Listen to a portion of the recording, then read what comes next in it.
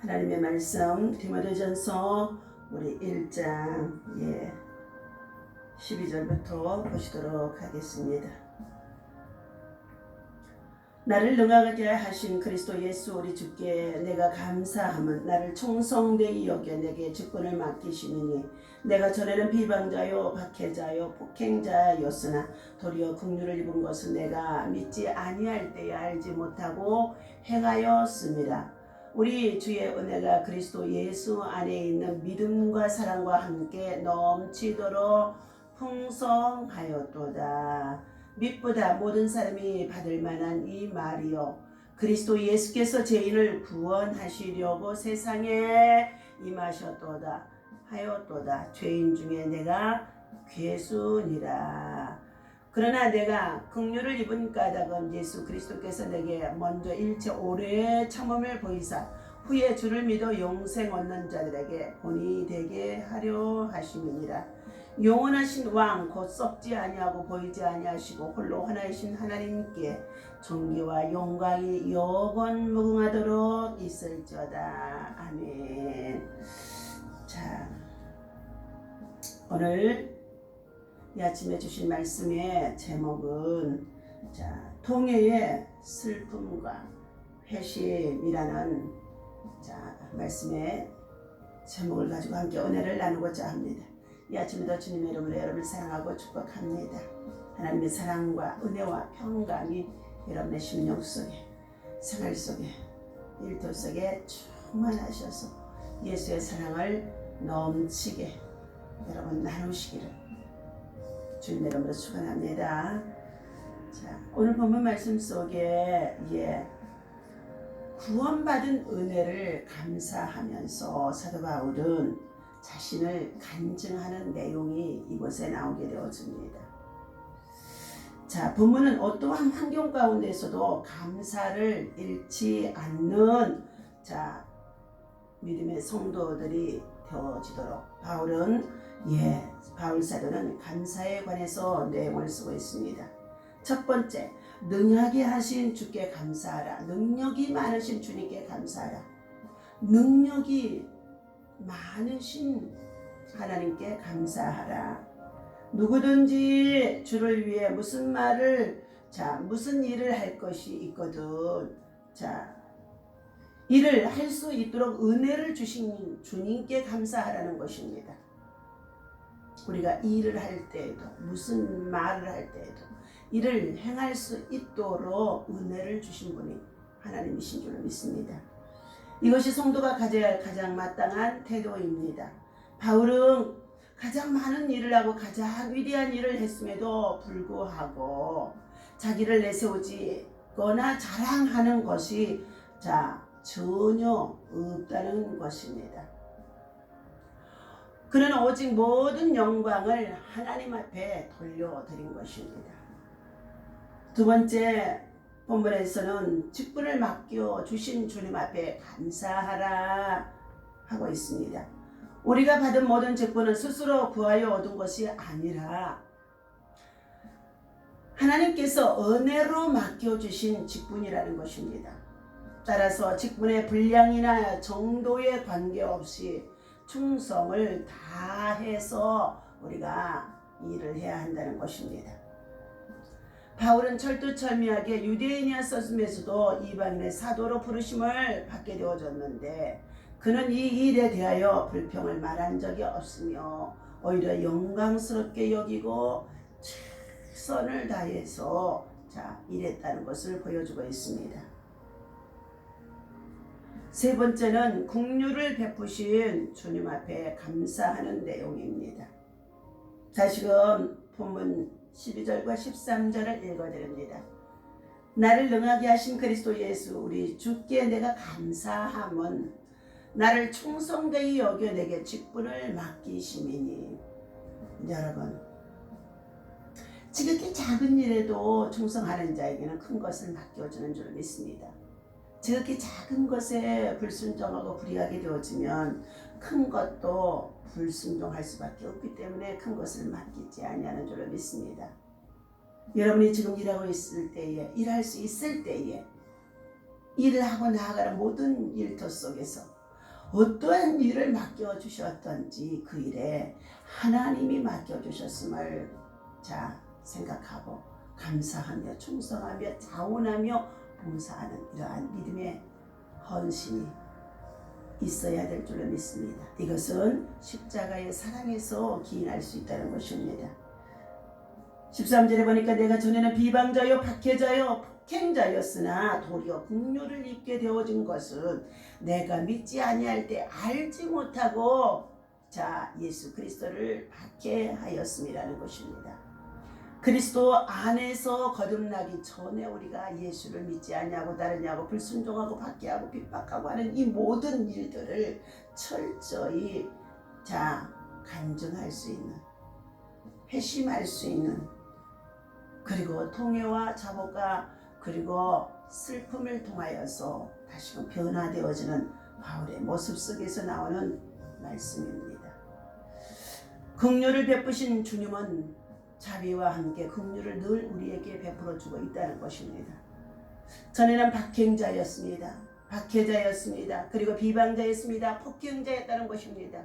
자신을 긍휼히 여기시고 하나님의 일꾼으로 세워주신 것, 복음의 전도자로 세워주신 것, 이방인의 사도로 세워주신 것, 이 모든 사실은 바울의 일생을 온전히 주님 앞에 맡기고 주님을 의지해서 주님을 위해서 일관되게 일했음을 말해주고 있습니다. 오늘도 사랑하는 저와 여러분들, 우리에게 맡겨주신 일터 생활 속에서 복음을 위해서 복음을 전하는 전도자로 온전히 주를 위해서 살아가는 하나님의 사람이 되어야 할 줄로 믿습니다. 사막의 영성의 아버지를 일컫는 성 안토니는 사람에게 으뜸 가는 일이 바로 통회와 슬픔이라는 것입니다. 통회의 슬픔이라는 것입니다. 하나님의 존전에서 죄를 남으라는 이 통회의 슬픔이라는 이 회개의 심령 속에 들어가게 되어질 때에 하나님의 사랑에 가장 가까이 다가가는 길이라는 것입니다. 여러분 눈물을 흘리고 있을 때가 있습니까? 기도하다 찬송하다 하나님의 은혜 속에서 그것은 하나님의 은혜를 부어주시는 가운데 있다는 것을 느껴야 할 줄로 믿습니다. 내가 하나님과 분리되고 단절되어 있다는 사실을 깨닫게 되어지고 그에 대한 철저한 통회의 자복이, 통회의 슬픔이 있을 때 나는 하나님을 향해 다시금 돌아설 수 있는 기회라는 것입니다. 그 순간이 바로 본래의 자리로 돌아가는 자리, 주님의 첫사랑을 회복하는 자리가 되어질 수 있는 줄로 믿습니다. 오늘은 존 웨슬레이의 회심일입니다.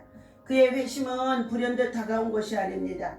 모라비안 교도들의 신앙에 기쁜 인상을 받은 그는 미국 사역에 비참하게 실패로 끝날 무렵 토마스 아케퍼스의 그리스도를 본받아라는 책을 읽고 참된 신앙의 삶이 무엇인 것을 알게 되어져 그는 말과 행동에 있어서 죄를 짓지 아니하라고 노력하며 믿음으로 살아가는 삶을 살았다고 합니다.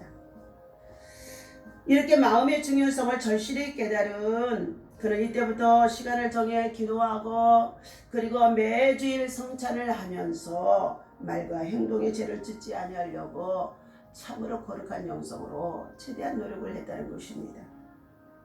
그러나 그는 이러한 최대한의 노력도 결국 자신의 노력만으로는 결코 이 일을 이룰 수 없다는 것을 알게 되어졌습니다. 절망적인 사실에게 직면하게 되어졌을 때에 그러던 중 1738년 5월 24일 영국의 올드 게이스트의 한 교회에서 누군가 로마서를 서문을 읽는 소리를 듣고 가슴이 뜨거워지는 체험을 하게 되어졌다고 합니다. 그의 깊은 자신에 대한 절망과 진실한 그리스도인이 되고 싶어하는 열망 가운데로 성령님께서 찾아오신 것입니다. 마침내 뜨거운 회심에 이르게 되어져서 그때부터 완전히 사역과 신앙이 달라졌다는 것입니다. 오늘 본문은 바울의 고백입니다. 그가 사랑하는 믿음의 아들 앞에서 자신을 돌아보며 자신을 향하여서 박해자여 핍박자여 폭행자라는 이러한 지난 날들의 자신의 삶을 고백할 수 있다는 것. 이는 자신의 정체성을 전체를 무너뜨리는 것이라고 볼 수 있습니다. 그동안 그는 혈통, 출신, 학문 등에서 누구와도 비교되지 않은 삶을 살아온 자였습니다. 율법 학자일 뿐만 아니라 헬라 문화권에서 지성적인 지성인 중에 지성인이라고 볼 수 있는 바울의 생활이었습니다. 그런 그가 어느 날 부활하신 예수님을 만나게 되어집니다. 사도행전 9장의 사건이죠. 그리고 땅에 엎드러져 소리를 듣게 되어집니다. 사울아, 사울아, 네가 어찌하여 나를 핍박하느냐. 본문은 바로 그 순간을 해상하는 바울의 고백으로 마침내 그는 이렇게 단언합니다. 나는 죄인 중에 괴순이라고 고백하고 있습니다. 비로소 자신을 죄인의 자리에 둔 통회의 슬픔, 이것이 오늘 우리에게 있어야 된다는 것입니다.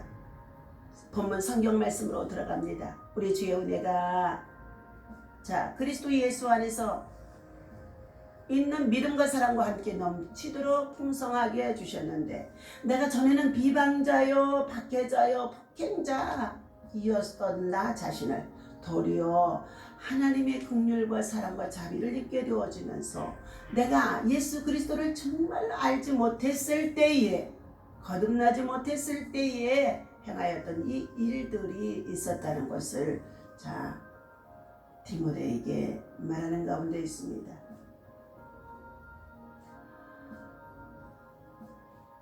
15절에 미쁘다 모든 사람이 받을 만한 이 말이요, 모든 사람이 들어야 할 이 말이요 그랬습니다. 그리스도 예수께서 죄인을 구원하시려고 세상에 오셨습니다. 전도하러 오셨습니다. 죄인을 구원하러 오셨다는 것입니다. 그러면서 사도 바울은 고백합니다. 나는 죄인 중에 괴순이라. 그러나 긍휼을 입은 까닭은 예수 그리스도께서 내게 먼저 일체 오래 참으심으로 본을 보이사 후에 주를 믿어 영생에 얻는 자들에게 본이 되게 하려 하심이라는 것입니다.